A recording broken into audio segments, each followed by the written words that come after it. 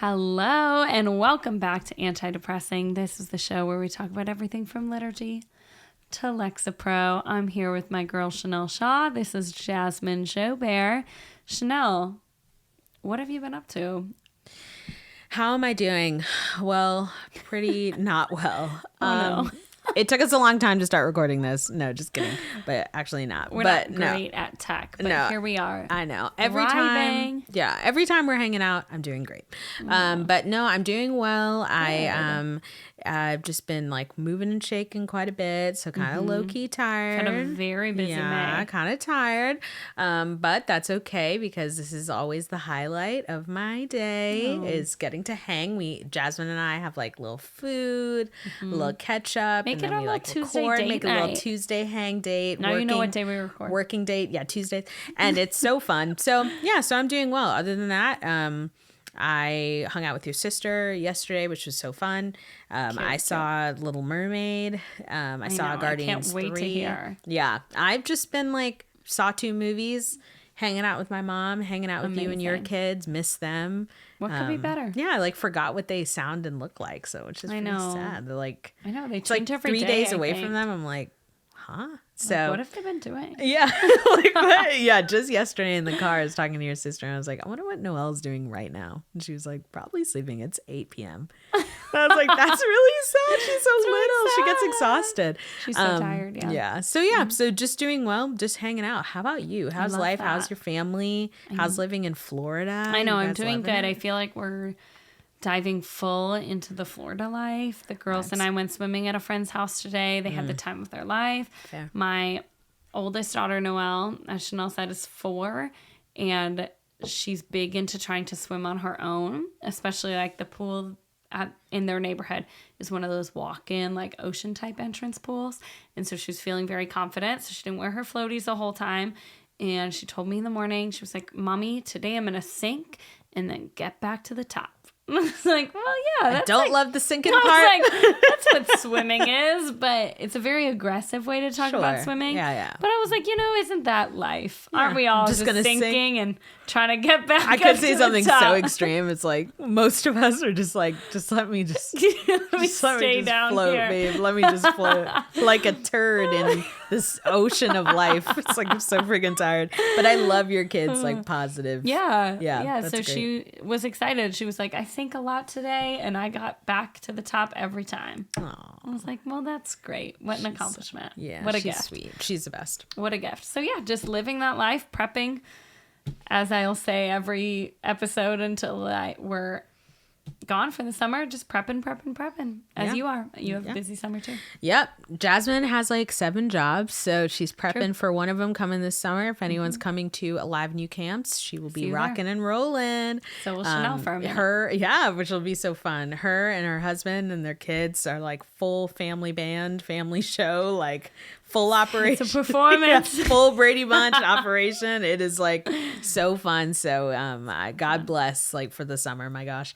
But we're happy to be here today. We're just going to jump right into our stories. We got some pretty fun ones. Yes. We got some movie ones. We got some incorruptibles. Question? Bull. We got some. Bull? Oh, sorry. Incorruptibles. Not that it's bull. It's very much real. I know you meant, but I knew what you meant. It's very much real. I know what you meant. It's a hard word to say. It is. Because I'm incorruptible. I don't know, Incorruptible. Incorrupt. It's bull. So we got some great stories today. Looking forward to, talking about them. And let's just jump right in. So I think A is our tentative theme. Are you ready? Before Steven, her husband, writes us a pop-in theme. Everybody look out. Coming soon. Okay. Ready? Nice.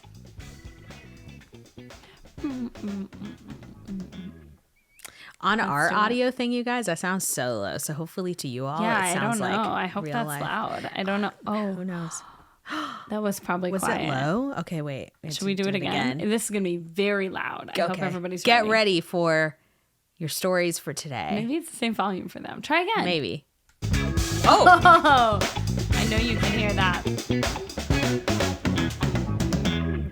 Perfect. What Okay. a perfect transition to this story. There it is. So, our first story in Catholic news: Sister Wilhelmina Lancaster, the a foundress of a wonderful Catholic religious sisters order, died in 2019. Her body was exhumed, and she was found to be incorruptible. So, people have been going to Missouri, where her body is, and have been just spending some time with her, which has been awesome. There have been thousands of people that have been driving to Missouri to see her remains, and it's just been like a beautiful thing. And she is one of the first, discovered African-American incorruptibles, which is like a huge deal. So amazing. Yeah. So Sister Wilhelmina, pray for us.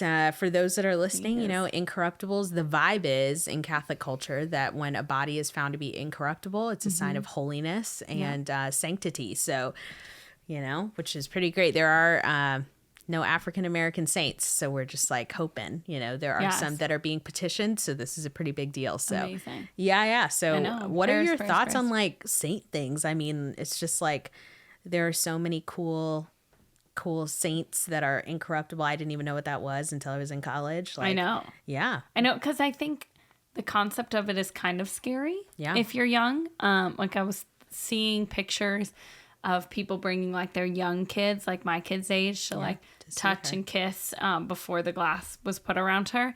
And I was like, how would I explain that to my kids? I don't know. Like, this is somebody you don't know. They're not alive, but that's their body. It's contextually in like a funeral when it's someone you loved. I just feel like that's really interesting. I think I would have a hard time with my older daughter, who's a little more stressy girl. Different. She's a little stressed. Different descriptions of her. I think that would be very confusing. And so I do think it's very powerful and beautiful that so many of these parents have been able to like show something that so many people would be able to like see, touch, feel someone's body in that context, who will potentially be a saint, like, so being able to say that you were one of those people, like, what a beautiful thing, gift, and to instill that in your young children, that they like grow up with that. I think that's amazing. Well, something I've been thinking a lot about too, like, if you were a young woman who's like discerning a religious order and then this happens with their religious order, it's like, like, I wonder what will happen with their vocations, just with the amount of people who will be coming into that space to see her body. Yeah. Like, will there be a draw, an increase in interest? Like, I would be really curious to see what happens. What are your thoughts about that? I mean, I'm excited for them. I'm rooting for everybody Black. So I just think Sister Wilhelmina, Sister Wilhelmina, I'm so excited. I think that's awesome. Yeah. Incorruptible saints are just the coolest thing to me. I mean, there have been saints that have been exhumed like hundreds of years after their death, and they're incorruptible. I mean, that's insane to me. Amazing. So I'm just really excited for this whole thing. And, the church, we are believers in our faith and also believers in science. So there will thankfully be a great, scientific team that will, observe her and look into that whole thing to then hopefully, this is all legit. And we got some good news coming down the pike. Is that what the expression is? So coming down the pipe?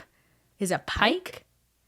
Pike? It's coming down. Pike. It's coming around the corner. It's coming down. It's happening. It's happening. It's coming somewhere. So hopefully, this is all good news. So that's in cool Catholic news. You just learned about some incorruptibles. You learned about, that people actually live in Missouri. There's stuff happening. That's true. Something happened. If anything, Missouri's like, you know what? Tourism. It's happening. It's alive and well. State motto.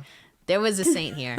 So good news. So I love that. On to our... I was going to say, speaking of all things strong Black women. There it is. I was let's go for it. Rooting for everybody Black. Yes. Okay. Halle Bailey, obviously star of the new Little Mermaid live action, which we'll get into in a second.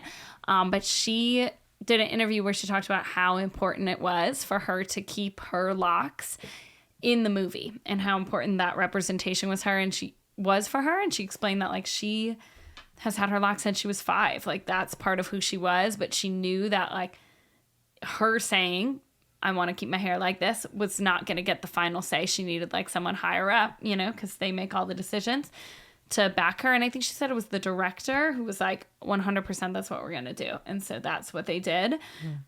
And I want to hear from you. You saw the movie. First, tell me, like, what was that like to see that representation when you first saw the trailer, when you saw the movie? Like, let me in on it. Okay, I'll start in brief because this episode cannot be like 100 minutes long. So, and I could probably talk through that whole movie. So, okay. So first impressions of The Little Mermaid. So good, dude. Like, we have to see it. Amazing. I did watch it also with a perspective of, I did really want to take Jasmine's daughter to see it, but it's a little, for the littles. She watched it to preview. Yeah, if you have a little that is more like inquisitive than most, maybe a little shooken by some loud things, a little bit scary things, they will not like it. It's kind of intense. That's good advice. But it's so good. Halle did a wonderful job. I love that. Jonah, who I believe plays Prince Eric, did a great job. Like, That's they awesome. really dove deep into Prince Eric's story. Oh, wow. And it was I love cool that. because they personified everyone in the movie. So, like, in the OG Little Mermaid, with Queen Jodie Benson, so great. Amazing. They obviously, you know, Ariel, she wants to, like, be on walking around on, what do you call it, feet, and it's great and whatever. But in this one, they're like, okay, we're gonna give Ariel, like, we're gonna dive deep into her inquisitive nature, we're gonna like dive deep into Eric's like journey for discovery and like why he wants to be out and about as well. We're actually gonna make him a character. Yes, not just like a dude. Yeah, so in the movie, Eric, so you found out that Eric was actually, his parents, the king and queen, got him from a shipwreck. Like, there was a shipwreck and they got him as a baby. So his mom, the queen, is like, I don't want you on the ocean because it's like dangerous, and that's how your parents passed away, And Eric just feels displaced because he's like, well, I just want to know what's out there, like, you know, whatever. So then it's cool. So then you watch like Ariel and Eric kind of have their discovery things, how they like want to find out life together. Very sweet. And the chemistry is like amazing. Halle's voice is insane. Like at the part in the OG movie where she's like on the rock and she's like, wish I could be part of our world, and she like the splash behind her or whatever. Yes. Oh my gosh, I got like full body chills during that part in the movie. Gosh. It was so good. She Love like that. is amazing. There was a song with Awkwafina, and I did not like it. It could have been deleted. She played I've heard mixed reviews about this song. she played Scuttle. No, what's the name? Scuttle. Scuttle, yeah. Scuttle, the bird. The bird, yeah. And so she has a song called Scuttlebutt or whatever. It's about gossip. And it's like, Interesting. what's a scuttlebutt? Something scuttlebutt. Oh my gosh. And the whole, as soon as it started, I was like, no. Why are you doing I know, this? because personally, I'm not a big like Awkwafina acting fan. I don't know. I just think sometimes it's like a little much. Yeah, that's fair. I think she's a little typecasted into her just like being loud. So it's not my that's fair. favorite. So as soon as she starts singing, immediately I was like, Lin-Manuel Miranda is behind this. And then he is. So I looked it up, and I'm also not a huge Lin-Manuel Miranda fan. I don't like his like. Chanel doesn't like I don't like his whole like rap.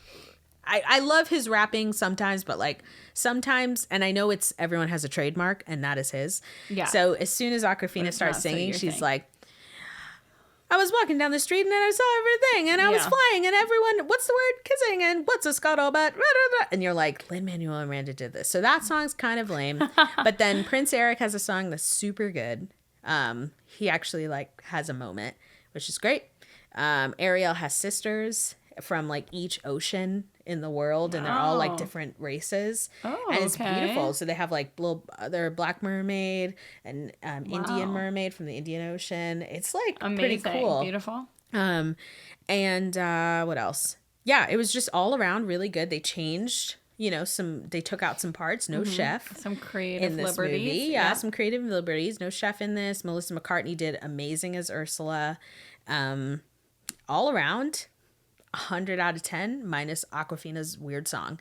So maybe 90 out of 10. Yeah, maybe like 90 out of 10. But Halle, 3 million out of 10. She did so good. I love that. And so it was really good. Honestly, I was seeing some things about how, there was a lot of pushback when Halle was first announced to be the Little Mermaid. Yeah. She was saying she anticipated that. Unfortunately, a lot of people were like, well, Little Mermaid has to be the way she looks. Yeah. She cannot be black, even though White she's with the brightest red hair you've ever seen. half fish, half woman living in the ocean. So I think we can take liberty, but whatever. So, but Halle did wonderful. And one thing that I saw that was really great is that they hired like a team of hairstylists that were super knowledgeable about locking, which is a particular method of doing hair, where you kind of like put tension on your hair with usually you can do it with, some people start from their own natural hair and they'll kind of twist it together, and then over time you kind of twist and lock, which is a method together. So then eventually you have like longer locks, which is what Halle and her sister Chloe has. Or you can start with like artificial hair. But anyway, it's a beautiful method of like having your hairstyle, very protective hairstyle, blah, blah, blah. Yeah. Takes a lot of work to lock your hair. Yeah. And you have to like relock your hair. I mean, it's like a lot of work. A whole thing. And you have to have a lot of maintenance. So they hired a whole team to do that and to put the red over her natural locks. Wow. Which is so cool. And so in the movie, you can see that they put a lot of effort into her hair. That's and amazing. it just looked so awesome. And then when you see the other mermaids, it's cool because they all are different. Like King Triton's daughters are all different races. So then they all have their different like attributes as well. And their little like mermaid outfits and whatever. So it was wonderful. 10 out of 10. I loved it. I could definitely understand why, little black boys and girls might see that and be like, wow, she has hair just like mine, because that's a very common hairstyle in the black community. So it was awesome to see that. It was awesome to see it so well done and taken care of.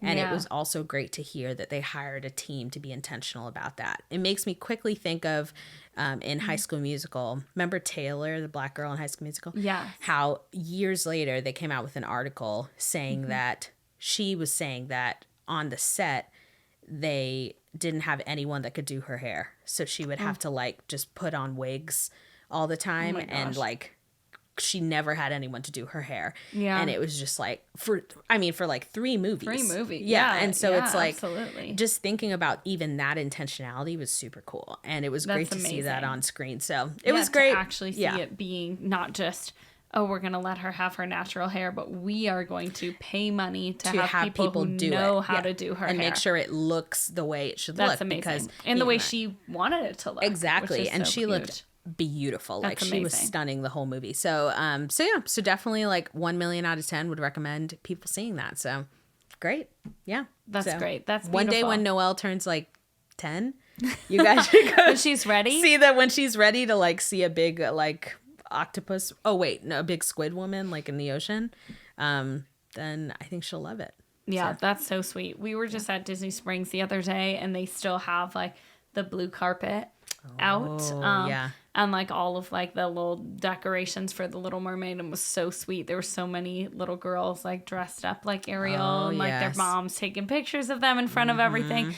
And it really was cool when I thought back on like this article and Halle being passionate about like making sure the representation was like honest, and an actual reflection of like how she looked. And then to see little girls like dressed up as the Little Mermaid getting to like visualize themselves in a real way. It was so it's cool. very powerful. And it's interesting too, because kids don't like, I've been seeing a lot that kids will be like, oh, parents will point and they'll be like, who's that? And it's OG Little Mermaid. And they'll be like, kids will be like, that's Little Mermaid. That's Ariel. Yeah. And they'll be like, who's that? And they're pointing at Halle. And they'll be like, that's Little Mermaid. Like kids. That's the Little Mermaid. Yeah. They're like, whatever. It's the Little Mermaid. They don't care. They don't care. And so it's been great. Like I've been in Walmart and walking around and I've seen so many little girls dressed up as Little Mermaid. And I'm like, so sweet. Yeah. And little black girls. And I'm like, you look beautiful. Like, love your outfits. And they're like, thank you. They're so proud of them. Yeah. They're like, but even like Noelle, like when we were walking girls, through the store, she like saw the new Little Mermaid display in the Disney store.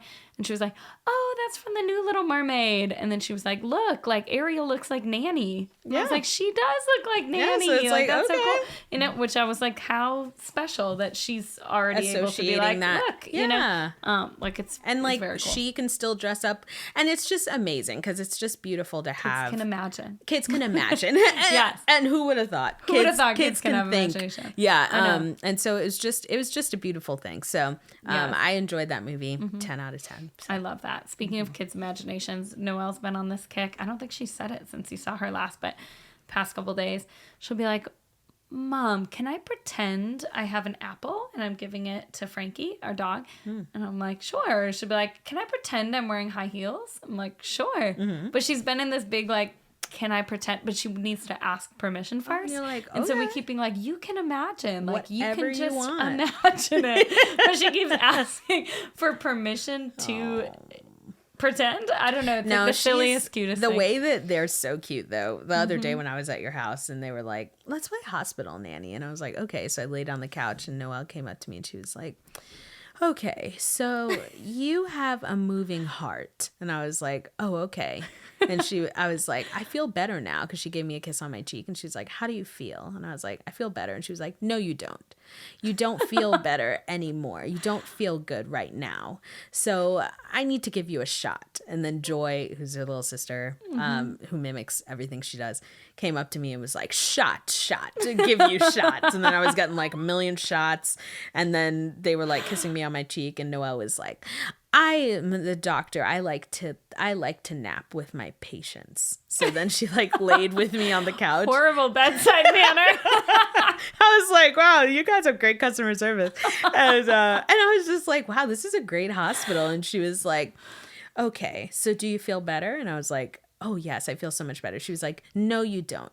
Not yet. I'm gonna put on a show. And so then she played her like Doc McStuffins song, and they were both like singing and dancing to it. And they were like, do you feel better now? And I was like, no. And they were like, you do now. I was like, this is They're like, so we can fun. play, but we tell you how to play. She was like, your moving heart is better now. And I was like, you're right. I feel better now. I love their like little minds. I was like, you're right. I will feel however you guys want, as long as we can keep playing a game where it involves me just laying on this couch. Yeah, those are the that best sounds games. good. Top tier games. Absolutely. So 10 out of love 10, Little Mermaid, 10 out of 10 for kids having imaginations. Take your kids to see it. You know, as an unofficial movie endorser, I would definitely recommend it. It's like so good. I mean, honestly, I have been in my car like bumping the soundtrack. I love it. It's good. That's amazing. Great. So speaking of movies, hit me with it. On to our next story. Guardians of the Galaxy 3 explored stories of the power of friendship. For anyone who has not seen Guardians, spoiler, alert. Don't recap too much. Don't say too much. Alert. Just give us a quick. No, just kidding. Yeah, so It's I won't. sad. That's Okay. a good overview. Everybody knows that. I feel like I have to spoil a little bit though. Remember what I told you earlier? Yeah. Like I got to say that part or then it's like not going to make a little sense. bit. But then it's not going Well, mainly because it just makes me sad. But okay, go ahead. Yeah, You're okay. right, you're right. Like, but you know, but then your response won't make let sense. me get in my sad girl. Yeah.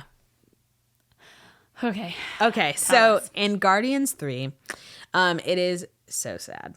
So it is like very much of a downer Marvel story. But then at the end, it's like very happy. That's great. But it really explores the power of friendship. So Rocket Raccoon, gets ill, and then the rest of the squad decides, that they're going to save his life because they're his friend, blah, blah, blah. Yeah. So it really goes back in time and explores Rocket's transformation from baby raccoon into like machine raccoon. Because we got to see bits and pieces in other Guardians movies of like him having like robot kind of material on his back and whatever. And him just being like overall really grumpy. So it explores like his grumpiness and his whole transformation. And you find out in brief that the person that created him was also creating and manipulating other animals and people to create this like perfect society. So Rocket had like 3 really great friends, and they were all manipulated as well. Animals, very sad. It was otter, a walrus, and a bunny. So sad. And they all really picked the cutest gosh, animals. the cutest animals, and they all cruel. had like sweet voices. It was friggin' that's so mean. Downer. That's so sad. they were all friends during the movie, and you flash back and forth throughout the movie because the entire time, 80% of the movie, Rocket's like not talking because his friends are trying to help him, so he's just like on a hospital table. So they flash back and forth to Rocket's life. You find out that his 3 friends from when he was like a baby raccoon to when he was like older, a little older, they all relied on each other to survive in this like jail hospital cell. Yeah. And they were all killed by like the bad guy. And very sad, like horrific flashback. So that's why you find out that Rocket is so grumpy. Yeah. Especially in Guardians 2.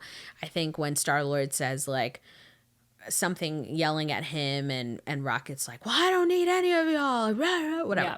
So it's a good exploration of like you see the trauma that Rocket has been through, and it really helps you make sense of why he is the way that he is in new relationships, because he really believes he doesn't want to get close to people because they'll die, because it wasn't Rocket's fault that his friends died, but in the cause of the movie, you can see how he kind of put that together. Yes, so, interesting movie about the impact of trauma on new relationships and how Rocket was really afraid to explore new close relationships because he didn't want to lose people in the same way that he did. Yeah, so absolutely. Yeah. So as someone that works in that like, field of mental health, like what would you say to someone that's like, oh gosh, I've just kind of been through a lot of loss, maybe not like physical loss, but just like maybe a presence loss. I don't have friends that are that close. Maybe maybe I have lost someone physically, and I just don't want to get close to people because there's a lot of trauma there. I would rather just keep distance so I don't have to go through that pain again. Like, what's kind of your vibe on that? That's such a good question. I really feel like this movie and like that storyline is kind of like a gift for people who have struggled with that. And I think the reality is that vulnerability and opening yourself up like will always be for the good, especially when you are being vulnerable and opening yourself up to the right people and to people who will put you first. And I think for people who have lost people or who have had friends hurt them or in committed like relationships, had maybe like been cheated on or been like abandoned in a way, like I think it's very hard in the beginning, in like the vulnerability phase, in the beginning, like dipping your toes into vulnerability. And I think it's okay to take your time in that. Like I think people feel like unless I'm going to be full send vulnerable right away, like willing to bare my soul and go all in on this relationship, then I don't want to do it at all. And so they just divide it.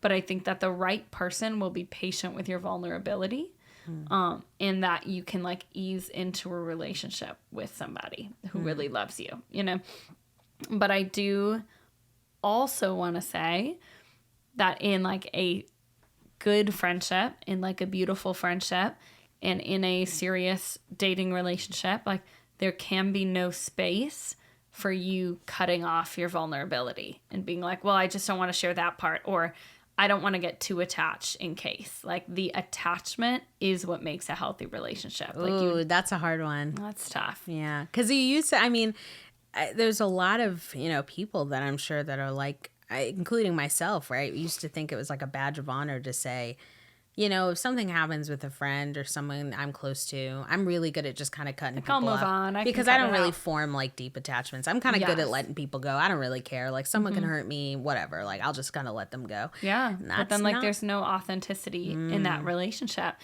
And I think if you are at that point where like you don't even feel like you can get too attached to someone because, well, everybody's always hurt me or everybody's always left me or something horrible is going to happen to them, so I have to be prepared with like a backup plan for them, then that is something that like you need to seek help for, like seek real professional help for if it's to that degree. I think there's varying degrees of like struggling with vulnerability. Maybe it's like, it's hard to make that leap, which that's kind of hard for most people. You know, it's hard to make the leap between just being like casual friends to like, let me tell you this thing about my childhood, and then easing further into that. Yeah. Like that's a difficult part in a relationship. But if you are like, no, pretty much with everybody, I can't make that leap unless there's somebody who was there with me in the experience from whenever.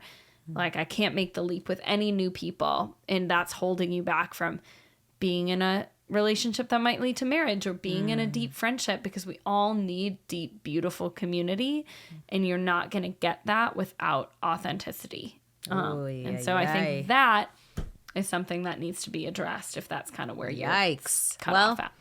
If you are at a stage in your life where you're ready to accept the fact that you're not all that healthy, then you should go see Guardians 3, because that'll really push you into it. Truly. Because it's a really good deep dive, just honestly, into so many things like friendship. You know, throughout the whole movie, they're like, you know, Rocket's our family. Rocket's our family. We have to do this. We have to. And you know, there's really no one on the team is ever like, oh, what are you talking about? Oh, what are you saying? Like, they're like, all right, let's do it. Like, we'll do whatever we can because he's our family. Yeah. And it's just like that dynamic of someone can treat you as, okay, I take that back. I was about to say someone can treat you any way they want, but no. It's that dynamic of understanding that if someone that you understand has gone through significant things, obviously it's not all things are permissible, but with kind of having background, kind of being like, all right, I'm willing to have patience with this person. You can have kind of empathy. See, right? You can have empathy and be like, all right, this person is my family. I want to see like what I can do to support them, yada, yada, yada. Absolutely. It was a great representation of that. And then when they learned what Rocket had been through, because there's a scene where like they're able to see the surgery that Rocket had as like a little kid. And they're all like taken aback. They're like, and they all start crying, and they're like, oh my gosh, like, I can't believe that he never shared that, like what he's been through. And it's just such a beautiful example of like, he has been so angry at everyone. Yes. And he's never shared with us this like deep pain he's been through. And we just want to love him and help him be better. Yeah. So it's a great movie, but definitely bring your tissues. I think it's one of Marvel's recent good ones. Yeah. Wasn't a big multiverse fan. Wasn't a big like, whatever Versus confuse you. Whatever the other one is before multiverse. There's not a couple you didn't like lately. No, the Thor. Oh, you didn't like Thor. Thor, Love and Thunder. I feel like there was one right before that. But Wakanda I did really like. Anything she does. That's true.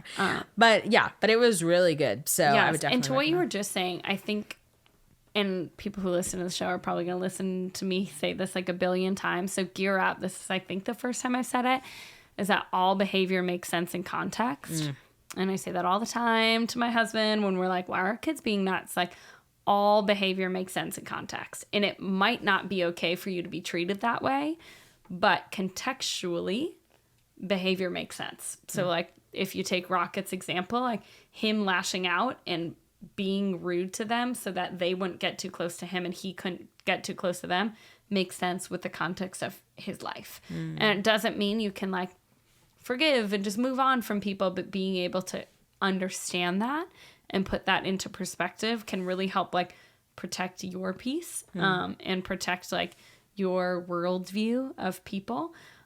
If you know that like it's not always personal, but that someone's behavior makes sense in the context that they are currently in. Yes, that's a word. So who would have thought a movie with like a talking raccoon, a talking praying mantis, and then like a lady with a purple face and green face. Such lessons. Yeah, such lessons. But it's Guardians 3 was definitely one of Marvel's like recent best. So would definitely like highly recommend it. So it seems like we're moving pretty fast this episode, right? I don't know. I feel like we're efficient. What do you think? I think we're getting pretty efficient. Yeah, I'm ready for our last story. Okay, so hard shift from trauma to evangelization, but maybe there's some overlap. That's what we need. Maybe there's some overlap. You never know, right? Hopefully not too much. Yeah. But Nightfever events, there was just an article about one that happened in Ohio, but this has been a thing for a while now. And you have been to one, so I can't wait to hear about that. But for those of you who are like, what are you even talking about? This is a event that some Catholic churches will host, and essentially like anybody can come in, and they invite people like who are walking around. Sometimes they'll do it in like higher populated like city areas, and anyone who's walking around, they'll ask them to come in, and very like low commitment, not like, hey, will you come into mass, will you come into this prayer service, will you come into reconciliation. It's just come in, light a candle for a loved one. You can sit if you want. There's priests there for confession if people are really like, oh wow, I need to do that, or just for counseling. There's just people around to sit and talk to if you feel like you need that kind of sense of community. But they were sharing, and I think this happens at a lot of them, people just come in, they light a candle for someone, and they leave. But that planting a seed, or like lighting a flame literally in someone's life, can be the beginning of a journey. And they discuss in the article kind of like the barrier of the doors of church, and how often do like, I just walk through a church and like through the doors into a Catholic church and feel like that's nothing. But for some people, like opening the doors and walking through is like the biggest leap to beginning that journey of faith. And so this like low risk way of bringing people in has been really helpful and life-changing for people. So tell me about the event you went to and what you think like that can do for evangelization. Oh yeah, absolutely. Well, I mean, yeah, the what is it called? The lowest barrier event, or the the path of least resistance, right? Yes. So like, you know, what you were saying, sometimes even a closed door is enough for people to be like, I'm not going to go I'm not really going to like walk in there. And the cool thing, so I used to live in New Orleans. So one of my dear friends put together a Nightfever at St. Louis Cathedral, which is like the big church in downtown French Quarter, New Orleans. And at the cathedral, right in front, there is a lot of people that do like tarot cards, palm readings, etc. Yeah. So it's an interesting contrast when you're like walking down there, because you're like walking in this beautiful historic old Catholic church, and then like you walk out and there's like people like, you know, inviting you into covens and etc. and so it's just so interesting. Big shift. Yeah, big shift. So it's a great place to do something like this. Also one of the most like populated areas in New Orleans Central. And so essentially the Nightfever that I went to was beautiful because they opened up the doors to St. Louis Cathedral, and they had candles. They had 2 beautiful tables with like notes for prayer intentions, and then just like beautiful candles on each table outside, and then like candles leading into the church, and then candles in the front. And they had Jesus and Monstrance, so adoration, which was actively being adored Amazing. by some young adults. Yeah. So big young adult community turned out for this, which I think was also instrumental in making sure this was like going to be effective. Absolutely, yeah. Which was great. And then just, you know, tourists, displaced people, all just like walking by, and everyone just saying like, hey, this is really beautiful, and what's going on amazing. here. And people just saying, hey, do you want to come in and light a candle for anything that you want? So a prayer intention, a loved one, whatever you want. Yeah. And people just came in and they lit candles. Sometimes they would light candles and just sit. During this, there's also like beautiful praise and worship music. Sometimes they would lit candles and sit. Sometimes they would light a candle and like, you know, just leave. Yeah. Sometimes they would come in, just ask what it was about. Sometimes they would request like prayer being prayed over. So there was groups of young adults that would offer to pray with people. And it was just a really awesome thing to do, to see people be open to being in a church space. Because honestly, I think we put a lot of pressure on the idea that like, why aren't people going to church anymore? Why aren't people going to church? It's like some people, I mean, there can be trauma with even walking into a church, right? And so it's like giving the permission for people to kind of take their time and say like, oh, okay. Yeah, ease in. Like, hey, I'm going in here. I just want to, you know, maybe my loved one is going through something and I want to light a candle because I might believe in a higher power that like, it's going to bless them or whatever. And so it's a beautiful way to kind of evangelize and meet people where they're at. When we talk about like evangelization, there's like layers to it, you know? And I think one of the coolest things is to just be able to encounter people in a way that's not that's gentle. And so it's a beautiful way. And like you were saying last week, truth, beauty, and goodness are great witnesses, right? Mm-hmm. Like the transcendental. So people see a beautiful thing. They see like candles. They hear beautiful music. It's like the senses, like they hear, they can touch some prayer intentions, and they're like, And there's naturally this intrigue to be like, okay, like I want to see what this is. Yeah. And it was amazing. Yeah, and it was just really great. So it was very beautiful. That's awesome. Something I love about the concept of this event is I think a lot of times like evangelization events or events where we're like, let's try to bring people in, or like, let's host a dinner, let's do this event. But a lot of times people in general and Catholic young adults and communities as well can be kind of like cliquey. And if it's like let's like just invite people in for like a dinner, sometimes it's like, okay, but all of you and your friends are sitting over here or standing over here or gathered over here, and then all the new people are coming in, and maybe you have some greeters at the door that are like trying to be whatever, but still when there's like an obligation to speak and meet new people involved, it's still more intimidating, or people could like leave being like, oh, that was weird, that person kind of looked at me weird, or that person didn't talk to me, or those people were kind of cliquey, and then it can worsen like the experience. But just being able to like let God be God, and like people walk in and it's just adoration and it's music and it's not anybody else talking, and you can just like come in on your own with your own thoughts, with your own feelings, and like light a candle in peace and not be bombarded. I think there's beauty in like only having God speak to them. Does that make sense? That's a word, yeah. And to just say like, hey, thank you so much. I mean, most of the people, like 99% of the people were like, they were like, thank you so much. This is beautiful. Yeah. And that was it. And then they left. And then some people were like, thank you, this is beautiful. And then people would say, like the young adults there, would say like, is there anything you'd like for us to pray for? And some people would say, no, thank you. And the other people would be like, you know what, actually, like my aunt is kind of sick, or, and then be like, oh, great. And then you get into a conversation and they're like, yeah, actually I was formerly a Catholic and I am not anymore in practice. And then you're like, oh, okay. And it's not a position to be like, oh, okay, well, like, do you have time to hear about our Lord and Savior Jesus Christ? But it's like, but it's like on their terms. Yeah. And it's like, oh, okay. It's like, tell me more. Like, do you want to sit? Okay, great. Like, tell me where you're coming from. Glad that you're here. Yeah. Like, we're here every Sunday, not doing this, but like, we're here and we meet up in this kind of community doing this thing, and would love to have you be a part of it. Otherwise, if you're not, check out the diocesan website if you want to know what that is, and then see if there's a church near you. But it's just interesting. But welcoming in a way that doesn't feel aggressive, I guess. Yeah. Yeah. And it's a beautiful thing to be able to do that for people, and help in those ways. So great stories today. Love it. Obviously you guys, we cover it all. Bodies, hair.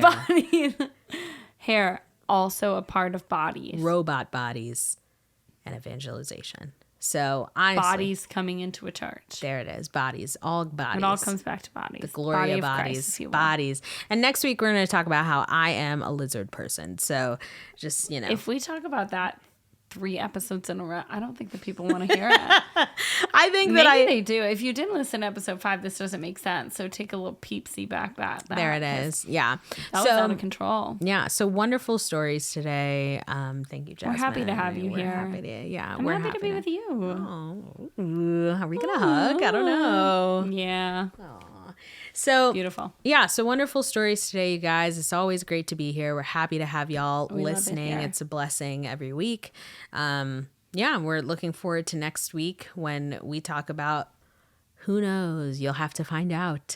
Bum, bum, bum. Bum. We should really make like a creepy one on this. Maybe for Halloween season we can have like, oh my gosh, for Christmas can we have some jingle bells? Yeah, like we can be like seasonal. Ooh, I like it. And for all the like Catholics listening, we can be like liturgically seasonal. There it is.